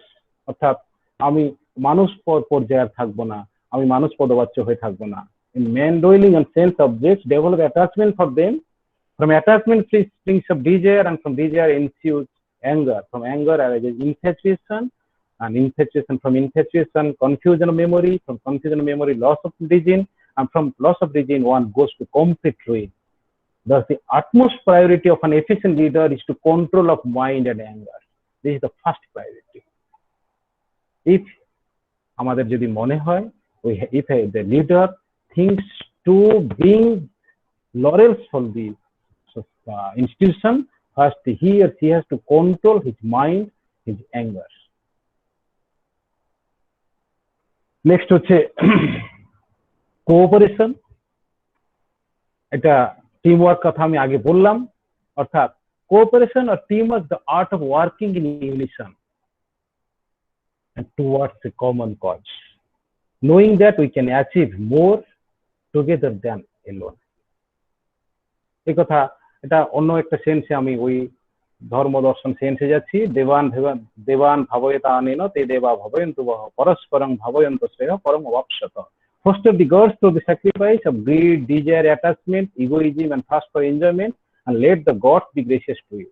Each fostering other disinterestedly, you will attain the highest peace. এই যে নিচে আমি যে কথা লিখেছি, টেল মি, যে আমি কাউকে বলছি একটা কথা, you will forget. Show me, I may remember, আমাকে দেখাও জিনিসটা। আমরা বলি ক্লাসে অডিও ভিজুয়াল করি, আমরা ক্লাসে এখন চকটক মেথডে পড়াই। চকটক মেথড এখন আস্তে আস্তে মানে বন্ধ করে দেওয়া হচ্ছে, কারণ এর দ্বারা হয়তো আমরা আমাদের যে লক্ষ্যে পৌঁছাতে পারছি না। এখন অডিও ভিজুয়াল ক্লাস করা হচ্ছে, ভার্চুয়াল ক্লাস হচ্ছে, স্মার্ট ক্লাসরুম প্রচুর হচ্ছে। তো কাউকে দেখানো, কোনো একটা পিকচার দেখিয়ে পড়ানো হলে কি হবে না, সে আরো অনেকটা বেনিফিট সে পাবে। Show me, I may remember, কিন্তু সব থেকে ভাইটাল কথা, involve me, I will understand. অর্থাৎ আমাকে বললে ভুলে যেতে পারি, দেখালে মনে রাখতে পারি, কিন্তু আমাকে যদি ইনভলভ করে কাজটা করো, আমাকে নিয়ে যদি কাজটা করো, I will understand. So A mortal lives not through that breath that flows in, that flows out. The source of his life is another, and this causes the breath to flow. আমরা কিসের জন্য বেঁচে আছি? আমরা এটা cooperation, যেটা society, এই সোসাইটিতে থাকি আমরা, এবং টিম ওয়ার্ক নিয়ে থাকতে হবে, কালেকটিভ রেসপন্সিবিলিটি নিয়ে থাকতে হবে। একা আমরা কখনই বাঁচতে পারবো না, কখনই আমরা আমাদের যে সমৃদ্ধি, যে লক্ষ্য, যে উদ্দেশ্য, এটা কখনো আমরা সাধন করতে পারবো না। নেক্সট আমাদের যেটা 10টি পয়েন্ট ছিল, নেক্সট হচ্ছে ওয়ার্ক কালচার। ওয়ার্ক কালচারে ওখানে দুটো ওয়ার্ক কালচার শ্রীমদ ভগবদ্গীতায় বলা হয়েছে। দেখুন, এটা প্রথমটা হচ্ছে divine work culture, which is good for the institution, which is for the institution, for the organization, which is not good for the organization. একটা হচ্ছে fearlessness, purity, self control, sacrifice, straightforwardness, calmness, absence of fault finding, absence of greed, gentleness, modesty, and absence of pride. If you put all these things in together, then you will have a model work culture, you will have an efficient work culture in your institution. If you put these things, এখন প্রায় আমরা সব জায়গায় দেখি egoism, delusion, personal desire, improper performance, এটাকে দিয়ে আমরা আবার এস্টাবলিশ করি যে মাঝে মাঝে এটা ঠিক করেছি। These things are not good for the institution, not good for the health, not good for the society, not good for your family also. To get something you have to forget something. আমাদের কথা আছে give and take policy. আমরা ওই supreme কোর্টে আমি এটা কথা ভাবছিলাম, সুপ্রিম কোর্টে রাম মন্দির তৈরির কথা বলা হয়েছিল যে কিছু ছাড়ো কিছু নাও। To get something you have to forget something. কিছু দিতে হয়, কিছু পেতে গেলে কিছু দিতে হবে, কিছু ছাড়তে হবে। If you want to be a good organization, a model organization for your society, for yourself, then you have to adopt this work culture, not this work culture. So ওই দৈবী এবং আসরি ওয়ার্ক কালচার, এই দুটোর মধ্যে এই দুটোর যে ডিফারেন্সটাকে যদি আমরা সঠিকভাবে অনুধাবন করতে পারি এবং আমরা যদি মনে করতে পারি যে what is good, what is beneficial for our institution, for our organisation, of course আমরা নিশ্চয়ই যেটা ভালো হবে সেটার দিকে যাওয়া উচিত।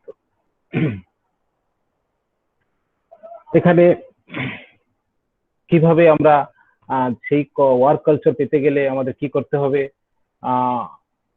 কিভাবে কাজ করতে হবে। যোগস্থ কুরুকর্মাণি সঙ্গম ত্যক্ত্বা ধনঞ্জয় সিদ্ধ সিদ্ধ সমভূত সমত্বং যোগ উচিত। যোগের দুটো ডেফিনেশন দেওয়া আছে, আমি আগে বললাম। প্রথম ডিউটি এস্টাবলিশ ইন যোগ, মানে অ্যাটাচমেন্ট ছাড়া, ইল টেম্পার ছাড়া, ফেলিওর সাকসেস ভাবনা না নিয়ে আমাদের কাজ করতে। This is the good work culture, this is the culture we want for the institution. এবং কি করতে হবে, বুদ্ধিযুক্ত জহাতীয় উভয় সুকৃত দুষ্কৃতে তস্মাৎ যোগায় যুজ্যেশ যোগ কর্মসু কৌশলম। Endowed with self-control, one sets in this life both good and evil.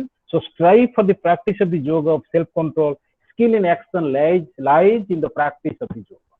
So আমি ওই স্কিল দেখাতে হবে, আমাকে আমার দেখাতে হবে যে আমার যে ক্যাপাবিলিটি, আমার ইউনিকনেস ইন মাই অ্যাকশন, এটা যদি দেখাতে পারি তাহলে of course that will be good for the institution. Work commitment and work efficiency,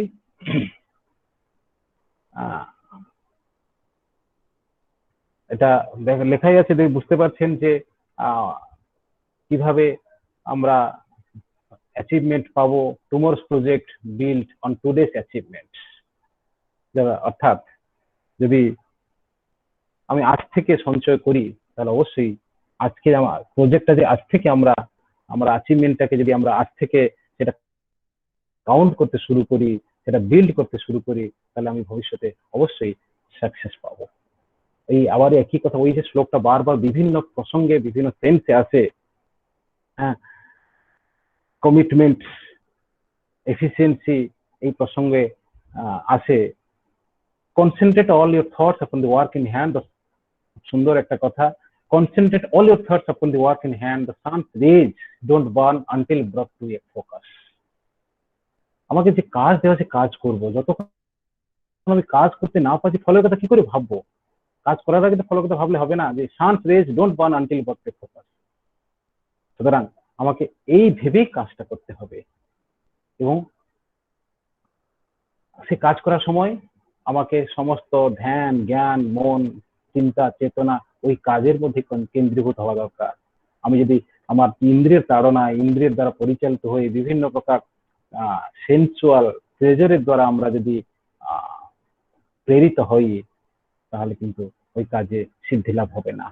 ইন্দ্রিয়ানা হি চরতাং জন্মন অনুবিধীয়তে তদস্য ভরতি প্রজ্ঞাং বায়ুর নাবৈম ভাবসি। As a boat and water loses its direction by the strong winds, one whose mind is uncontrollable, immersed in thoughts of sensual pleasure, losses its direction. So efficiency and excellence in the given work can be achieved through self-development with devotion and without attachment.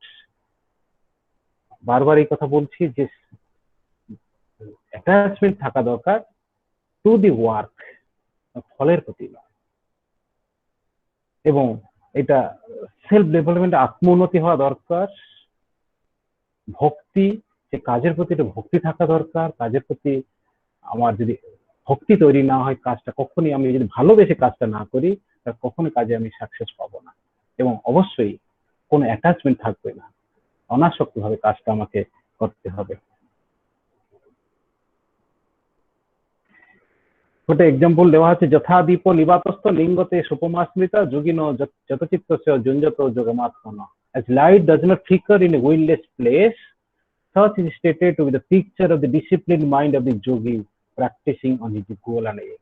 আমি যখন আমার গোল M সাধনা করতে, প্রাপ্ত করতে আমি কোনো কিছু কাজ করব, my mind should be in this state. It should not flicker by any means. তাহলে আমি আমার লক্ষ্যে, আমি আমার উদ্দেশ্যে পৌঁছাতে পারবো।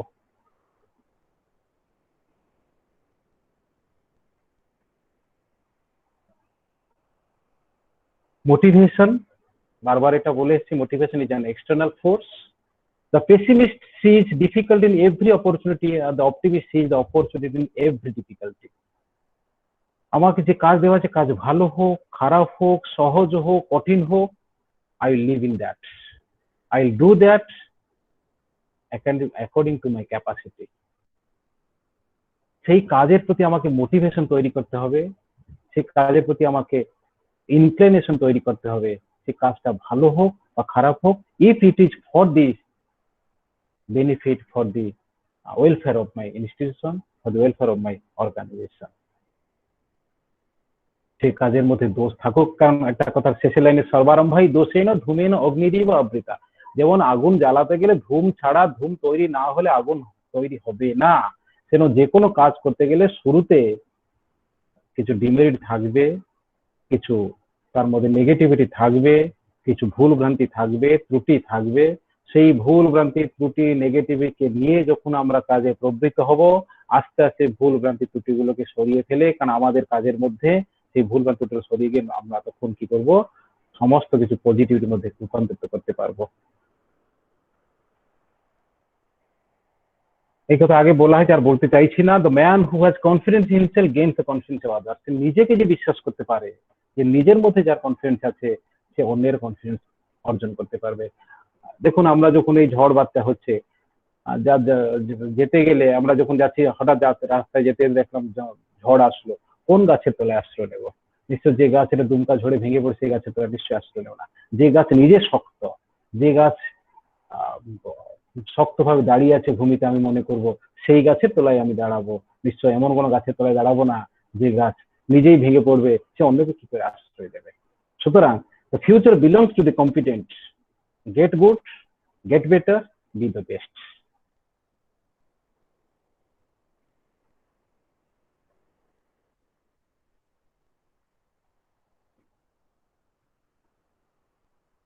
নেক্সট হচ্ছে প্রিন্সিপাল অফ ইউনিটি।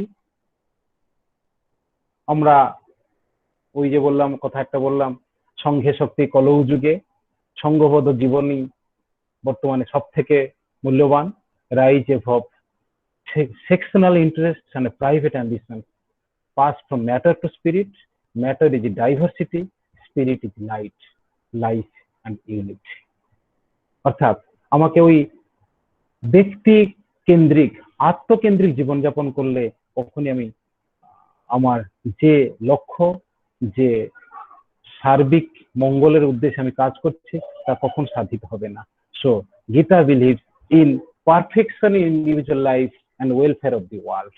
সেজন্য গীতায় বলা হয়েছে, আত্মনঃ মোক্ষার্থম জগত হিতায় চ।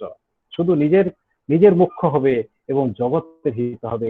সর্বভূতে হিতেরতা সমহ সর্বেষু ভূতেষু। এই সমস্ত কথা, গীতা কথা হচ্ছে এটা, these words show the principle of unity. সর্বভূতেষু জনৈকং ভাবং অব্যয়মিক্ষ্যতে অবিভক্তং বিভক্তেষু তজ্ঞানং বিদ্ধি সাত্বিকম। The knowledge which helps us to perceive one imperishable divine existence as undivided and equally present in all individual beings is called সাত্বিক। সাত্বিক মানে সাত্বিক, রাজসিক, তামসিক তিনটে গুণ জানি। এই সাত্বিক গুণ অর্থাৎ ভালোটা যদি সকলের মধ্যে নিজেকে অনুভব করে এবং নিজেকে সকলের মধ্যে অনুভব করে, সেই ব্যক্তি হাইয়েস্ট লেভেল অফ এক্সিস্টেন্সে পৌঁছাতে পারে। নেক্সট হচ্ছে adoption of change and innovation. যে আমি বললাম একটা চিন্তা, একটা ভাবনা নিয়ে যদি আমি সবসময় বসে থাকি, তাহলে আমি কোনোদিন অগ্রগতি করতে পারবো না, কোনোদিন আমি আমার শিখরে পৌঁছাতে পারবো না। In a world of ever accelerating change, innovation is the only insurance against irrelevance. প্রতি মুহূর্তে আমাকে চেঞ্জ করতে হবে। যেমন আমরা প্রতিদিন জামা চেঞ্জ করছি, এখানে আত্মা সম্পর্কে বলা হয়েছে যেমন একটা আত্মা তার জীর্ণ শরীর পরিত্যাগ করে, যেমন আমরা একটা জীর্ণ বস্ত্র পরিত্যাগ করে নতুন বস্ত্র পরিধান করি, আত্মাও ঠিক তাই জীর্ণ শরীর পরিত্যাগ করে নতুন শরীর ধারণ করে। ওটাকে ওই সেন্সে বের করে নিয়েছে আমাদের সেন্সে, অর্থাৎ আমরা যে ভাবনাগুলো এতদিন ছিল সেই ভাবনাগুলো সরিয়ে দিই, নতুন কোনো ভাবনাকে ইনজেক্ট করি আমাদের অর্গানাইজেশনে, আমাদের ইনস্টিটিউশনে, নতুন ভাবনাকে তাদের মধ্যে ইনকালকেট করি, নতুন ভাবনাকে কাল্টিভেট করি, তাহলে we can adopt and we can have the change, and we can have the innovation, and we should remain afloat in the ever changing globalization, ever changing world of globalization। অর্থাৎ আমাকে প্রতি মুহূর্তে চেঞ্জের মধ্যে দিয়ে যেতে হবে, প্রতি মুহূর্তে ক্রিয়েটিভিটি ইনোভেশনের মধ্য দিয়ে আমাকে যেতে হবে।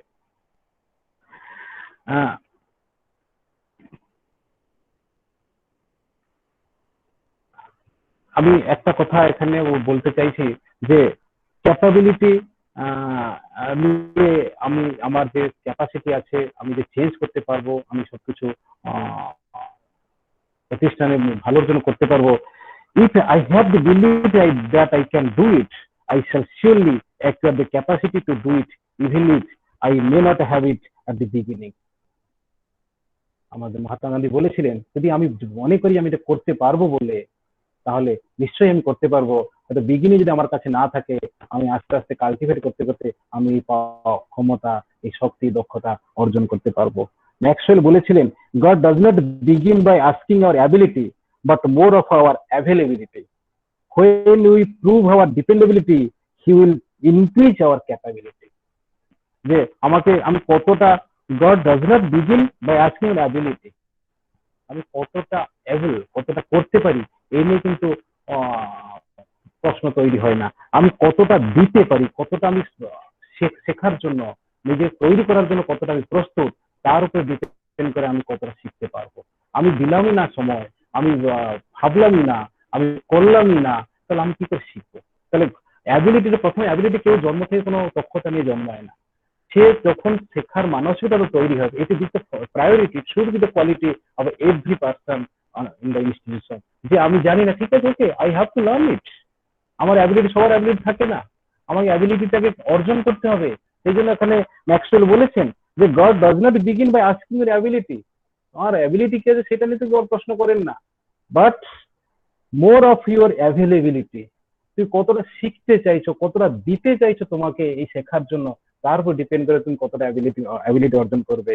when we prove our dependability, you will increase our capability. যখন আমি শিখতে পারবো, শিখতে পারার দক্ষতা আমার তৈরি হয়েছে, শিখতে পারার সময় আমি দিতে পারবো, তখন অফকোর্স আমার ক্যাপাবিলিটি বাড়বে। কিন্তু আমরা কি করি, আমার মাঝে মাঝে আমার অ্যাবিলিটি নেই। ওকে, অ্যাবিলিটি সবার থাকে না, জন্ম হয়ে থেকে অ্যাবিলিটি নিয়ে জন্মায় না। আমাদের প্রত্যেকে শিখতে, আমরা অনেক কিছু জানি। আমাদেরই কলেজের কথা বলছি, আমাদের কলেজে আমরা অনেক কিছু করতাম, আমরা আস্তে আস্তে আমাদের এই যে প্যান্ডেমিক পিরিয়ডে যে অনেক প্রযুক্তির সাহায্যে অনেক কিছু করতে হচ্ছে। আপনারা কি ওয়েবিনার শব্দটা আগে আমরা কোনোদিন শুনেছিলাম? এর বহুল প্রয়োগ হচ্ছে, প্রায় সর্বত্র ওয়েবিনার, সেমিনার শব্দ আস্তে আস্তে উঠে যেতে বসেছে। এখন কিভাবে আমরা করছি, ওই ফিডব্যাক লিঙ্ক তৈরি করছি, রেজিস্ট্রেশন লিঙ্ক তৈরি করছি, ইভেন আমরা সঙ্গে সঙ্গে সার্টিফিকেটও গুগল জি-সুটে গিয়ে, গুগল সাইটে গিয়ে বানিয়ে আমরা পাঠাতে পারছি, গুগল স্লাইডে পাঠাতে পারছি। এগুলো আস্তে শিখছি, because I want to learn. I am available to learn. I am making me myself available to learn, তাহলে আমরা শিখতে পারবো, তাহলে আমরা এগোতে পারবো। নেক্সট হচ্ছে personal management. To handle your self use your head, to handle others use your heart. অর্থাৎ আমি নিজেকে ম্যানেজ করতে গেলে আমাকে এটা বোঝাই যাচ্ছে যে আমি যদি নিজে আগে প্রথমে নিজে ঠিক না করতে পারি, অন্যকে কি করে ঠিক করব। নিজেকে ঠিক করার জন্য মস্তিষ্ক দিয়ে ঠিক করব, অন্যকে হ্যান্ডেল করার জন্য হৃদয় দিয়ে ঠিক করব। কিন্তু নিজেকে হৃদয় দিয়ে ঠিক করে অন্যকে মস্তিষ্ক উল্টোটা করে দিই, তাহলে কিন্তু ঝামেলা আছে। সুতরাং এটা আমাদের সবসময় শিখতে হবে যে put your heart for others, put your head for yourself. Observe what is useful, discard what is not, add what is uniquely your own. Bruce Lee বলেছেন, বোঝাই যাচ্ছে যে যেটা নিজস্ব আছে সেটা অফকোর্স সেটা অ্যাড করতে হবে। So observe what is useful. So useful জিনিসগুলোকে সবসময় নিজের মধ্যে কালটিভেট করতে হবে এবং যেটা ইউজফুল নয় সেগুলো সবসময় সরিয়ে ফেলতে হবে। এই কথা এসছে। সব থেকে বড় কথা হচ্ছে যেটা তৃতীয় অধ্যায়ের 21 নম্বর শ্লোকে মন্ত্রে বলা হয়েছে যে আমি যখন আমার আয়ত্তে বা আমার আন্ডারে বা আমি যখন একটা সংস্থার বস হিসাবে হেড হিসাবে কাজ করব, আমাকে এমন ভাবে কাজ করতে হবে অন্যেরা যাতে আমার কাজের দ্বারা অনুপ্রাণিত হয়, আমাকে অনুসরণ করে। কি যদ্যৎ আচরতি শ্রেষ্ঠ তত্ত্বদিব ইতরে জন সদ্যৎ প্রমাণম করতে লোকস্তদনুবর্ততে। অর্থাৎ যে হেড সে যেমন কাজ করবে তার অনুযায়ীরা, তার অনুচরেরা, তার যারা কর্মচারীরা তাকেই তার সেই কাজকেই অনুসরণ করবে। সে যেটাকে প্রমাণ রূপে, সে যেটাকে সঠিক রূপে সবার সামনে তুলে ধরবে, সবাই সেটাকে অনুসরণ করবে। সুতরাং আমি এমন কাজ করব না যেটা অনুকরণীয় নয়, অনুকরণযোগ্য নয়। আমি এমন কাজ সেখানে প্রতিষ্ঠা করব না যেটাকে অন্যের কাছে অনুসরণযোগ্য হবে না, বা হয়তো ভয়ে সেটা অনুসরণ করবে কিন্তু সে হার্ট অ্যান্ড সোল অনুসরণ করবে না, এমন কাজ করা, এমন কিছু সেখানে আমি প্রতিষ্ঠা করব না। If your action inspire others to dream more, learn more, do more and become more and you are a leader. যদি মনে করো যে তোমার অ্যাকশন কাউকে ইন্সপায়ার করছে, স্বপ্ন দেখাচ্ছে বা তাকে কিছু করতে সাহায্য করছে, তাহলে মনে করবে সেই দিন যে তুমি বাস্তবে একটা লিডার পদবাচ্য হয়েছ, তুমি বাস্তবে অন্যকে নেতৃত্ব দেওয়ার ক্ষমতা তোমার ভেতরে প্রতিষ্ঠিত হয়েছে। সুতরাং আমাদের এইটাই সবসময় মাথায় রাখতে হবে যে আমি যদি লিডার হই, আমি যদি মনে করি যে আমি সবাইকে নেতৃত্ব দেব, তাহলে সেই দিন ওই আমার নেতৃত্বকে আমি সঠিক মনে করব বা আমার নেতৃত্ব সঠিক বলে প্রতিপাদিত হবে যে আমার কাজের দ্বারা, বা যেদিন সবাই আমার কাজ দেখে ইন্সপায়ার হচ্ছে, স্বপ্ন দেখতে শুরু করছে, শিখতে শুরু করছে, কিছু করতে শুরু করছে এবং আমার মতো হতে শুরু করছে, সেই দিন মনে হবে যে বাস্তবে আমি বাস্তব নেতা হয়েছি বা নেতৃত্ব দেওয়ার যোগ্যতা আমি অর্জন করেছি। সুতরাং আমি যে কথা দিয়ে প্রথমে বলেছিলাম যে আমি সবসময় আমাকে এইভাবে কালটিভেট করতে হবে যে যখন দিনের শেষে when I stand before God at the end of my life, I would hope that I would not have a single bit of talent left and could say I used everything you gave me. তুমি আমাকে যা দিয়েছিলে ভগবান সবই আমি প্রয়োগ করেছি, কোন single bit left is not left with me. এটাই হবে আমার মন্ত্র। এইটাই যদি আমি প্রয়োগ করতে পারি, এটাই যদি আমি কালটিভেট করতে পারি, তাহলে বাস্তবে আমি আমার প্রতিষ্ঠানের, আমি আমার ইনস্টিটিউশনের, আমি আমার সংস্থার মঙ্গল সাধন করতে পারবো এবং তার উন্নতি করতে পারবো। আশা করি এইটুকু আমার বলা, আমি চেষ্টা করেছি আপনাদের সামনে যতটুকু সম্ভব তুলে ধরতে এবং যা বলতে চেয়েছিলাম চেষ্টা করেছি সেটা আপনাদের সামনে তুলে ধরতে। ধন্যবাদ।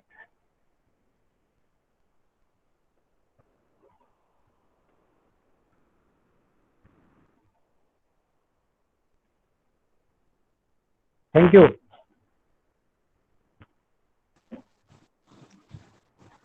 ধন্যবাদ স্যার। আজকে একটা অসাধারণ উপস্থাপনা আমরা দেখলাম শুধুমাত্র সংস্কৃত বিভাগের জন্যই নয়, আমার মনে হয় যে কোনো মানুষের যে কোনো সময়ে এই বক্তব্যটা বিশেষভাবে উপযোগী। কারণ আমাদের জীবনে চলার পথে এই যে বক্তব্য আমরা শুনলাম সেটা পাথেয় হয়ে থাকবে সবার জন্যই। আমরা যে কতটা সমৃদ্ধ হয়েছি সেটা আমাদের চ্যাট বক্সেই আমরা দেখে বুঝতে পারছি। সবাই মোটামুটি লিখেছে স্পেল বাউন্ড।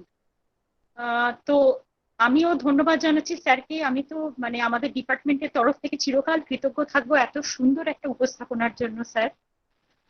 তো এবার আমি একটা প্রশ্নোত্তর পর্বে যাচ্ছি। যদি আপনাদের কারোর কোনো প্রশ্ন করার থাকে তাহলে চ্যাট বক্সে লিখে জানান। শোনা যাচ্ছে না। যদি আপনাদের কারোর কোনো প্রশ্ন করার থাকে তাহলে প্লিজ চ্যাট বক্সে শোনা যাচ্ছে না। শোনা যাচ্ছে? শোনা যাচ্ছে স্যার? হ্যাঁ, স্যারের মনে হয় কোনো প্রবলেম হচ্ছে নাকি স্যার? ম্যাডাম শোনা যাচ্ছে না কেন?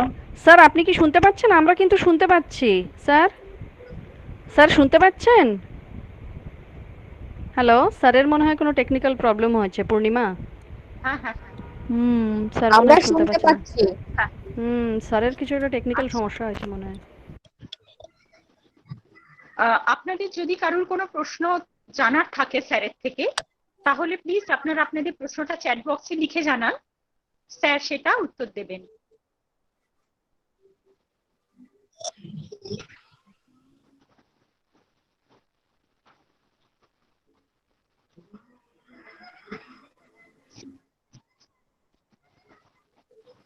যদি কারোর কিছু প্রশ্ন করার থাকে তাহলে একটু চ্যাট বক্সে জানাবেন। হ্যালো,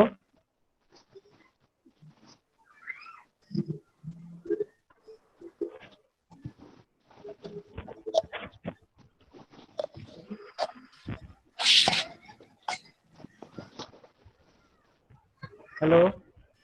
হ্যাঁ হ্যালো স্যার, শুনতে পাচ্ছেন?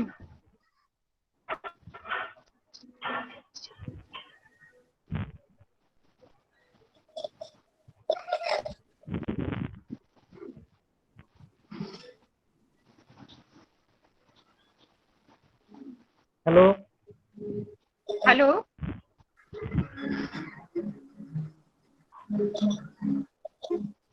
কারোর কোনো যদি প্রশ্ন থাকে জানাতে পারেন। হ্যাঁ পূর্ণিমা, একটা কোয়েশ্চেন এসছে মনে হয় ফ্রম দেবিকা দাস। দেখেন নে তো একটু চ্যাট বক্সটা। দেবিকা দাস একটা প্রশ্ন করেছেন।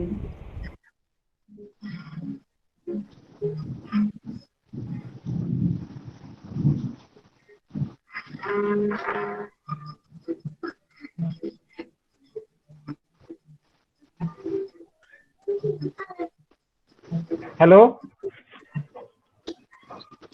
হ্যাঁ স্যার, শুনতে পাচ্ছেন স্যার? আমার কথা হ্যাঁ শুনতে পাচ্ছিলাম না মাঝখানে, বলুন। হ্যাঁ,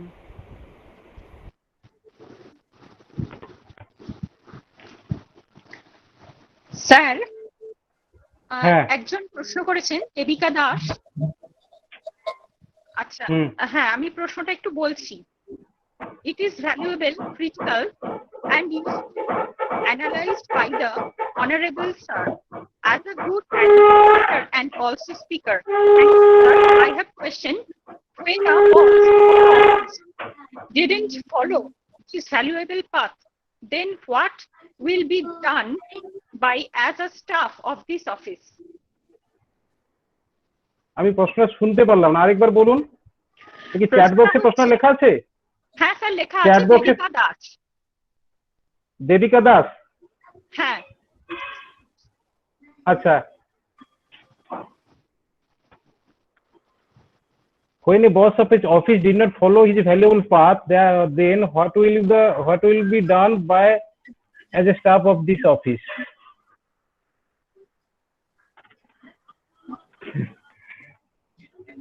এই প্রশ্নের উত্তর আমি তো বললাম, যদি সে বস বলে যিনি নিজেকে পরিচিতি দেবেন, যা লিডার বলে যার পরিচিতি থাকবে, তিনি যদি নিজে তার কর্তব্য থেকে বিচ্যুত হন তাহলে কিছু হবে না।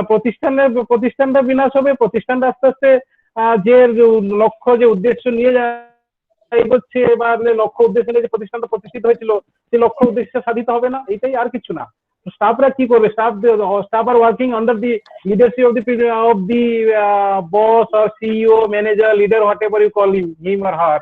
কিন্তু তিনি যদি তার কর্তব্যে বিচ্যুত, এরকম তো হচ্ছে বিভিন্ন প্রতিষ্ঠানে বস বা লিডারের তার এই বিভিন্ন কাজের জন্য তো সেই প্রতিষ্ঠানগুলো আস্তে আস্তে নষ্ট হয়ে যাচ্ছে।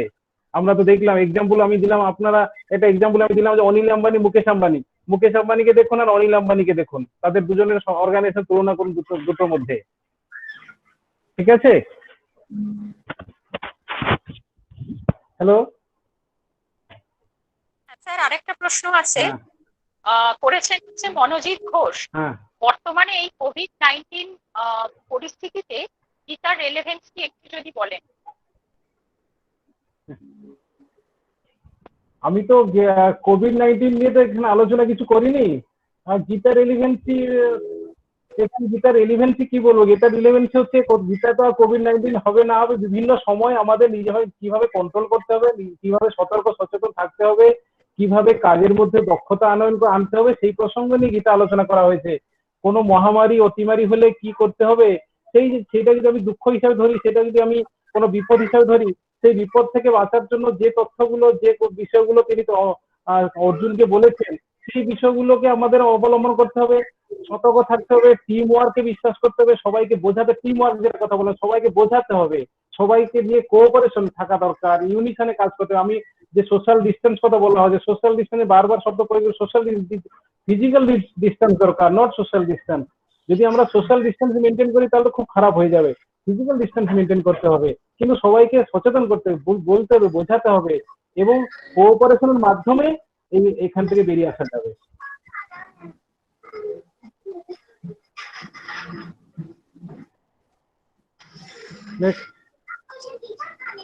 আর কোনো প্রশ্ন দেখছি না তেমন, যদি কারোর আর কিছু বলার থাকে বলবেন।